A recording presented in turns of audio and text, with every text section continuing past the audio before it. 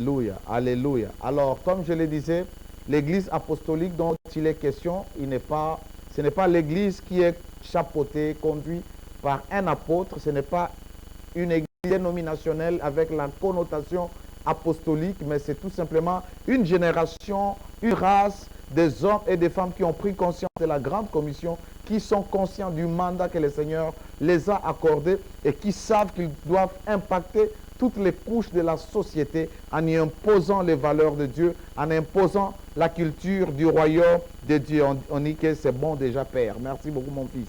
Que Dieu te bénisse. Alors, je vais rapidement parler parce que nous avons commencé avec retard. Ceux-là qui sont côtoyés, qui sont plus proches de moi, ils savent que je suis très, très occupé. Et ça, c'est juste pour répondre au rendez-vous. Alors, je vais lire rapidement deux passages et je vais les développer. Le premier se trouve dans Luc chapitre 1, verset 80. Je vais lire dans le nom puissant du Seigneur Jésus. La Bible dit, « Or, il s'est fortifié en esprit et il demeura dans le désert jusqu'au jour où il se présenta devant l'Éternel. » Le deuxième passage, c'est Luc chapitre 2, verset 52. La Bible dit, « Et Jésus croissait en sagesse, en stature et en grâce devant Dieu et devant les hommes. » Ici, la vie de Jean-Baptiste et la vie de Jésus déterminent deux types d'églises et leur mission ou leur influence dans la société. La première chose, nous voyons que Jean-Baptiste est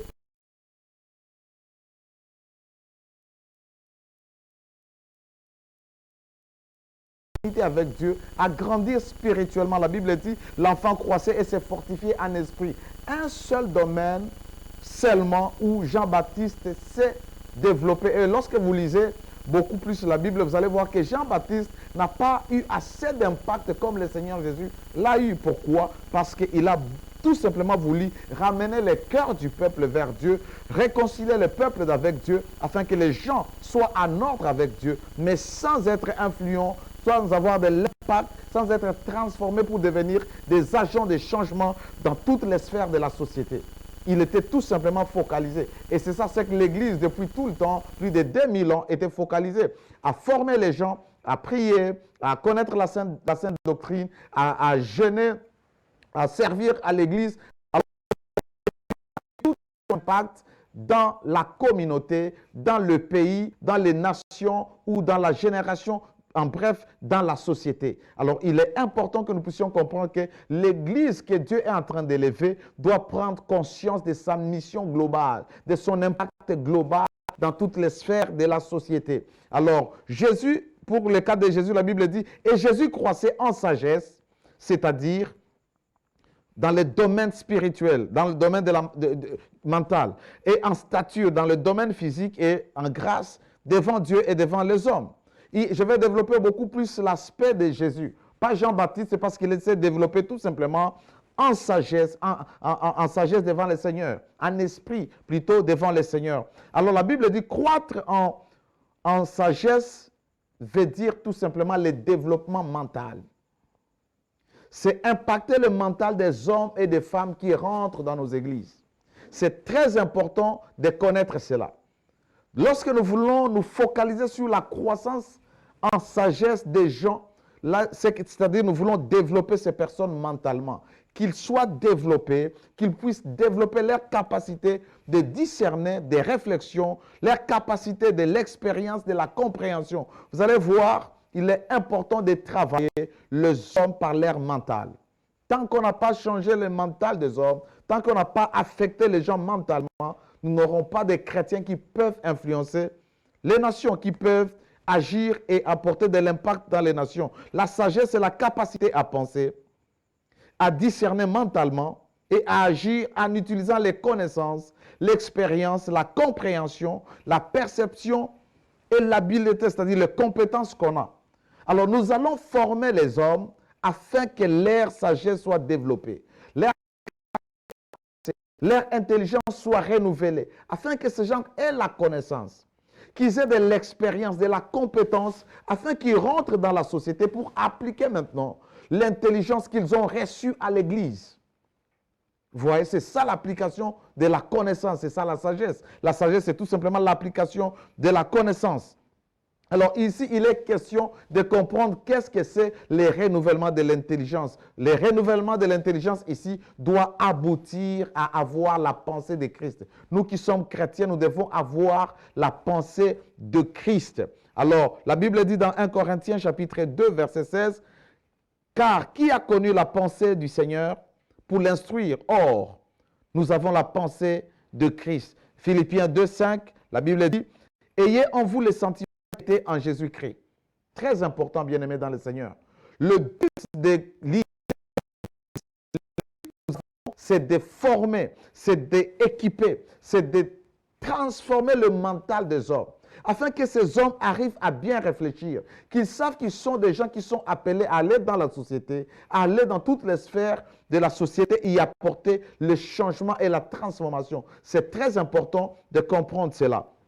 Alors, le développement mental va beaucoup plus viser à communiquer les connaissances. Une connaissance correcte de la parole de Dieu. Une connaissance qui est importante. Une pensée, développement de la pensée. Et c'est là que les gens vont développer les facultés d'innovation, les facultés d'imagination, les facultés de créativité. Des gens vont créer les emplois, les gens vont créer des entreprises, les gens vont créer des choses qui peuvent apporter la transformation dans la société. Il est très important de comprendre cela. Autre chose, nous voyons la croissance en stature. Jésus il s'est développé en stature, c'est-à-dire le développement physique. Et je vous assure qu'il n'y a pas de développement physique si le cerveau de l'homme n'est pas développé.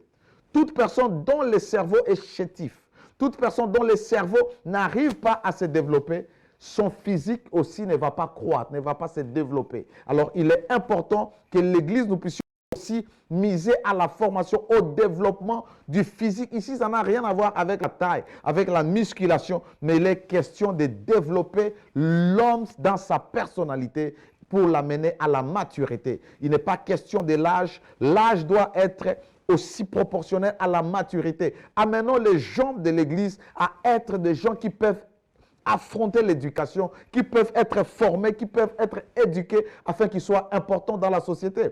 Pourquoi la plupart des gens n'aiment pas ou n'aimaient pas servir Dieu, n'aimaient pas devenir chrétien? Pourquoi? Parce qu'ils savaient que lorsque quelqu'un a reconnu qu'il a l'appel de Dieu, automatiquement la personne abandonne les études, la personne va se plonger dans les spiritualités, dans le travail de l'Église. Mais il est important que nous puissions développer les gens physiquement, c'est-à-dire leur stature. Nous devons développer leurs compétences. Nous devons développer leur manière de prier. Alors, il est important, bien-aimés, que nous puissions vraiment développer, préparer des hommes, les lancer à aller dans les églises, dans les universités, à étudier, que les gens soient des cadres. On a besoin de gens qui peuvent défendre de manière physique et valable dans des entreprises la vie chrétienne, les valeurs qu'ils ont. Alors, c'est très important que nous puissions miser sur l'éducation. Le développement de notre physique va dépendre du développement de notre cerveau. Et le cerveau est développé par l'éducation, par la psychologie,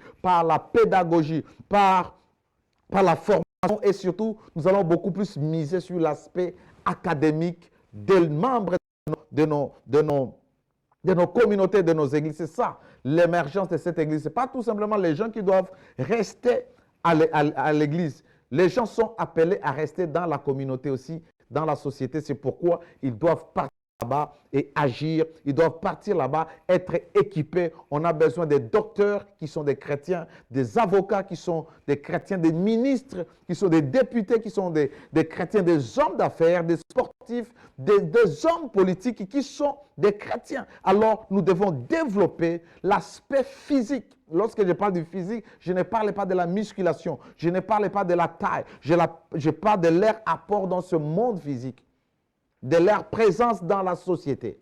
Et qu'est-ce qu'ils peuvent amener là-bas? Mais ils doivent être formés. Vous allez voir, la plupart des serviteurs de Dieu, dans les générations passées, n'allaient pas étudier. Ils savent tout simplement qu'ils ont l'appel de Dieu, mais pour eux, l'onction finit. À la science, vous devez, à votre foi, vous devez augmenter la science, la formation. À la vertu, augmenter la science. Il est important, lorsque vous avez l'appel de Dieu, orienter votre appel aussi par des formations. C'est très important. Troisième chose, Jésus devait croître en grâce devant Dieu. C'est ça l'aspect spirituel. C'est ça l'intimité. C'est ça la réconciliation avec Dieu. C'est ça le développement spirituel des enfants de Dieu. Et beaucoup plus, l'Église a fonctionné plus dans cette dimension que dans d'autres dimensions. On s'est beaucoup plus focalisé à prêcher la bonne nouvelle, à enseigner la sainte doctrine, à enseigner les valeurs du royaume de Dieu. Soyez humbles, soyez saints, priez, servez Dieu. Alors, on s'est limité dans cela à des prières, à des manifestations de l'esprit ou l'opération des dons spirituels. Nous nous sommes beaucoup plus apaisantis dans ce domaine-là, mais l'Église n'a pas eu de l'impact dans la société. Vous voyez, alors il est important que nous puissions non seulement nous focaliser à former les spirituels, à ramener les gens à regarder Dieu, mais nous devons savoir que ces gens vivent dans une communauté et doivent être efficaces, ils doivent être percutants, ils doivent apporter la solution. La dernière chose, c'est la croissance en grâce devant les hommes. Pourquoi je ne traîne pas? Parce que je viendrai développer beaucoup plus en arrière, plus loin, je développerai ces thèmes, entrer en détail avec des versets. Mais là, je suis tout simplement en train de vous donner l'idée globale. La croissance en grâce devant les hommes, c'est le développement social. Nous devons avoir de l'impact dans la société, dans nos communautés. C'est très important. L'Église doit avoir une vision globale pour un impact global sur toutes les sphères de la société, c'est-à-dire sur tous les systèmes et toutes les structures politico-sociaux, économiques et culturelles pour l'intérêt du royaume de Dieu. Alors nous allons voir 3 cas de personnes qui étaient des croyants, mais qui ont apporté aussi de l'impact dans la société. C'est-à-dire ils ont touché la vie des gens. Ils ont touché leur communauté. La première personne, c'était le Seigneur Jésus-Christ.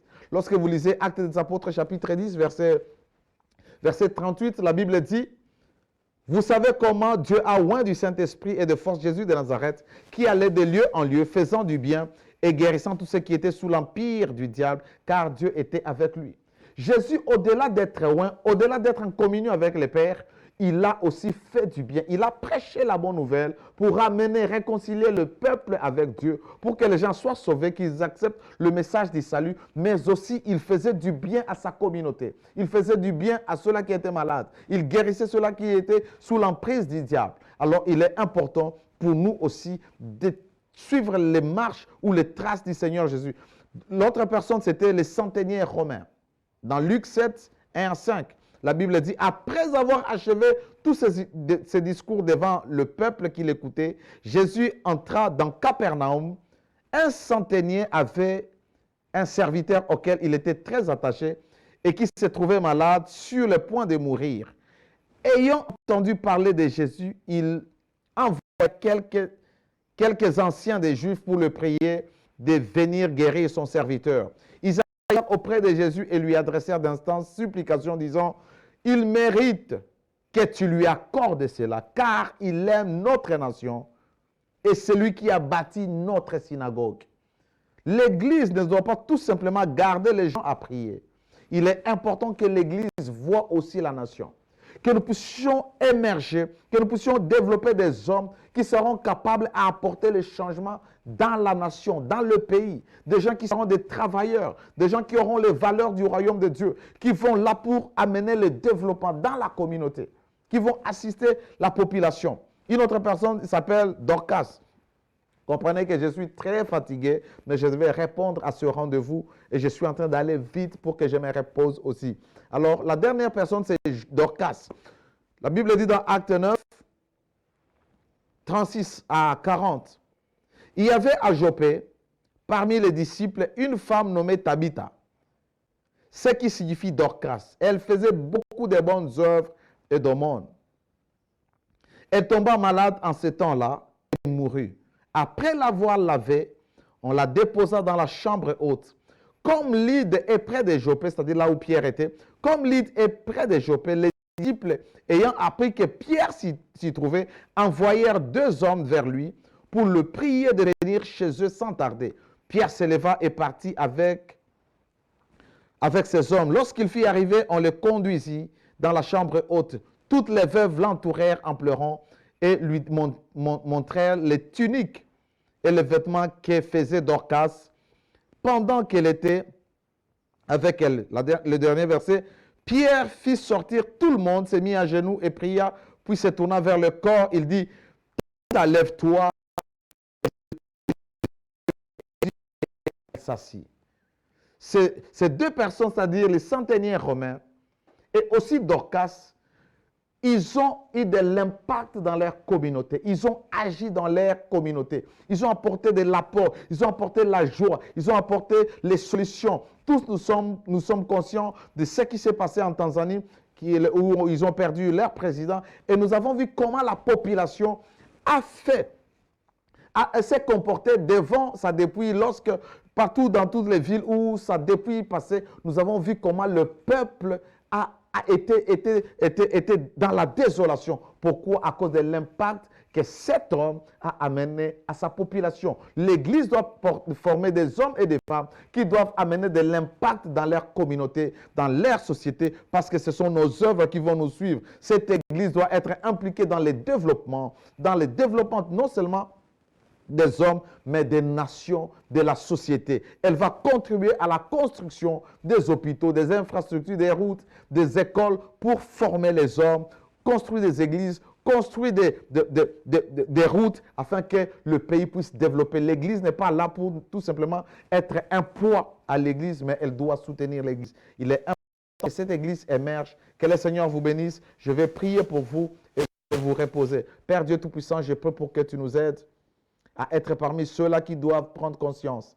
de ce que nous sommes appelés à apporter dans la société pour la gloire de ton nom, pour la transformation et l'impact des chrétiens dans toutes les sphères de la société. Bénis mon frère et ma soeur. Merci pour cette soirée. Au nom de Jésus, j'ai prié. Amen. Que le Seigneur vous bénisse. Merci pour votre patience.